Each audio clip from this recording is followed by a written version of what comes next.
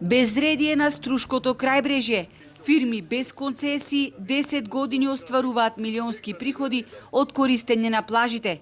Договорите за стопанисување им се истечени во 2016-та.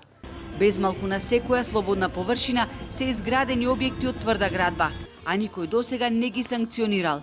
Експертите притискаат да се стави крај на нелегалната масовна урбанизација. Оти владее невиден хаос кој им пречи и на туристите.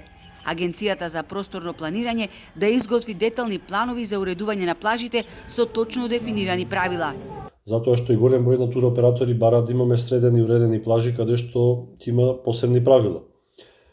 Исто така, во секоја туристичка сезона треба сите плажи да бидат уредени според правилата на УНЕСКО, значи да бидат изградени од природни материјали, а сите оние нестандардни плажи или оние објекти што веќе се останати на крајбрежјето го наградуваат просторот, треба секако да се отстранат.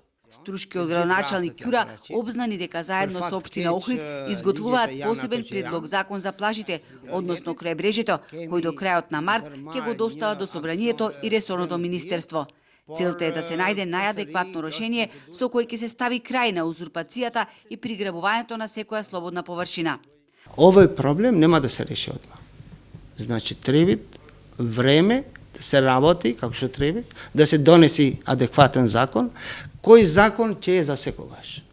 Јас се слагам дека тие печалят на диво. Тоа се слагам.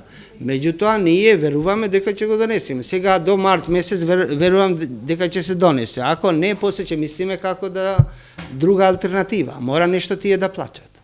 Меѓутоа тоа е сложена работа. Значи не може не е регулирано правно.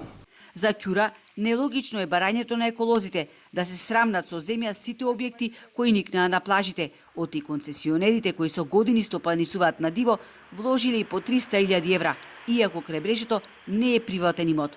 Согласно Законот за градежно земјиште и другите законски прописи, плажите се во надлежност на локалните самоуправи на Охрид и Струга.